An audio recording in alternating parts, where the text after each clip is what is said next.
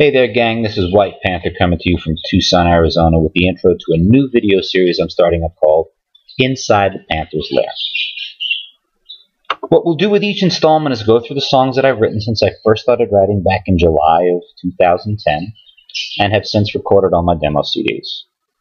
As of the launch of this video series, I've got 4 double demo CDs out there. In My Truck, Only Hell, So Fed Up, and Meet the Devil. And I'm still working on wrapping up number 5 as well. Still not quite sure what the title on that one's going to be, but we'll find out soon enough. By popular demand, or should I say perpetual hounding by my fellow karaoke enthusiasts, I'm also working on my first installment of songs that I usually cover on karaoke nights. We'll call that series Under the Covers, volumes 1 through, oh, God only knows how many we're going to do. There are quite a few, but we'll eventually get them all covered. The plan is to go through each CD track by track, and I'll give you a little background on how I came to write the song, my motivations, inspirations, and whatnot, as well as some of the things that happened in the studio while recording them. I like to call these the happy accidents. Let me first start off with a little bit about me. Those of you who have seen my various online profiles will be familiar with this next line. I was born and most likely conceived under the Verrazano Bridge in good old Brooklyn, New York. I'm sure my mom loves it when I tell that story. I am a first-generation Italian-American. Don't let the hat and boots fool you. And if there are still any doubts in any of your minds, believe it or not, my real name is Luigi. Yes, Luigi. I was named after my father's father, and that's the God's honest truth. I grew up out on Long Island in New York and moved out to the Seattle area in the summer of 2005. Through some clever twists of fate, I somehow found myself visiting a guest ranch down here in Arizona in early 2007. A moment that would forever change my life. And I don't say that lightly. I wound up finding some property and eventually moving down here in 2008. For the horses. And when it comes to horses, what can I say? I mean, riding in the wide open spaces in the desert was bordering on a spiritual experience for me. Within a few months, I owned my first few horses and even broke my very first horse, Bullet. He's a beautiful chestnut bay with a tiny hint of a white star on his forehead right there between his eyes. Bullet got his name right after I took a trip with a friend from Arizona up to Colorado to pick up a group of horses that were supposed to be brought back and broken. You know, none of these ponies had even had a halter put on them, so let's just say that getting them in the trailer was entertaining, to say the least. Maybe one of these days, over a Patron or 3, I may just tell you that story. It may even be a song in it. Anyway, Bullet's official papered name was E. Fever, but as you know, it's a long haul from Colorado down to Arizona, so we had to stop for fuel a few times. I would walk around the trailer and check on the horses each time, and they were basically loose in the trailer, stumbling around as we drove, but, you know, each time I walked around the trailer, Bullet would follow me around like a lost puppy dog. And on one of the last fuel stops, I commented to my buddy that, you know, we were really lucky that none of the horses had taken a spill. We'd most likely just have to put them down, but I joked with him saying that, you know, at least with the bay, we know exactly where to put the Bullet, and that was it. Stick a fork in him, he was now and forevermore going to be known as Bullet. I even did the cattle thing for a little while, too. I did the roping, the branding, the whole 9 yards. It was a hell of a lot of fun. And though some folks back home thought it was just me going through some kind of midlife crisis, there was so much more to it than this. I had finally found where I was supposed to be and what I was supposed to do. I mentioned earlier that my real name is Luigi. Yes, Luigi. Mom and Dad took the boat over from Italy, and believe it or not, when I first started kindergarten, I barely spoke English at all. I'd only been speaking Italian at home. The language problem caused me to be painfully shy, and I will repeat that for those of my friends who now know me and are probably rolling on the floor laughing as we speak. I used to be painfully shy. And just as I started coming out of my shell, the family picked up and moved from Brooklyn out to a small town on Long Island called Malvern. I had to leave behind all my friends and start over at a new school. And as you may imagine, I took a bit of a ribbing from my classmates with a name like Luigi. Now, mind you, this was 1970, a full 15 years before Mario Brothers was released and familiarized most of the American population with my first name. I stopped speaking Italian altogether and went from Luigi to just Lou. I stayed Lou until, of all things and of all places, I came to Arizona and found myself. And suddenly, somehow, Luigi just felt right again. Now, those very same friends who were probably rolling on the floor with laughter will tell you that somehow here, in the middle of the desert, everybody seems to know Luigi one way or the other.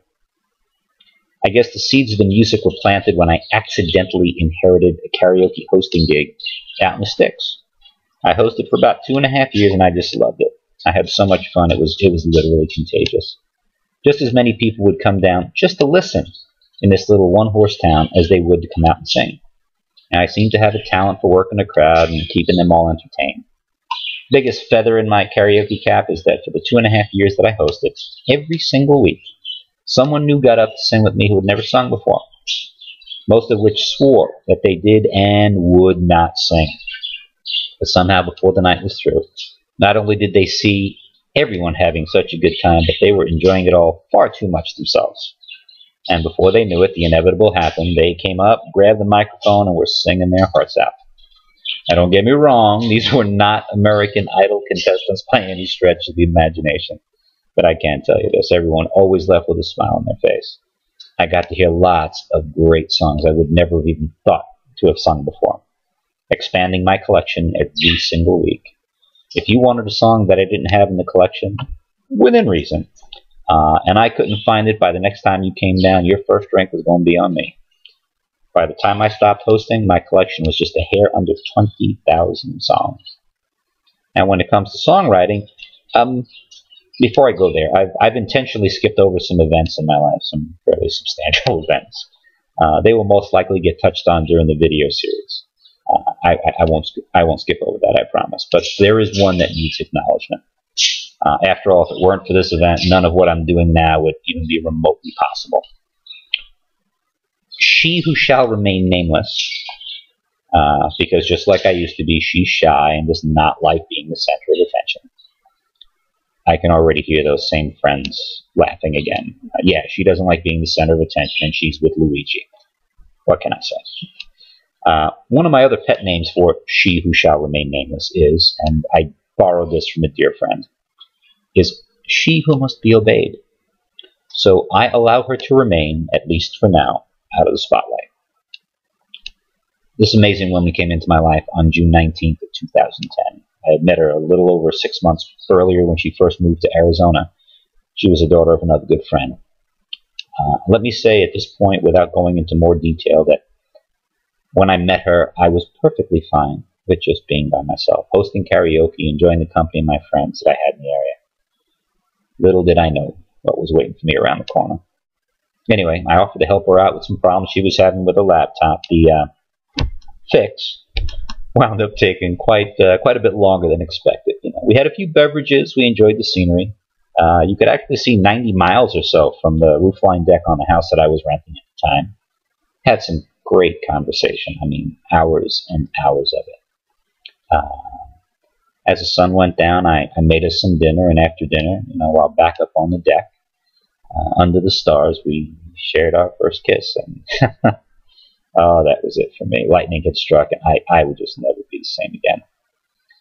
I'd written some poetry on and off for more than a decade prior to this, and I could spin words fairly well when the mood hit me.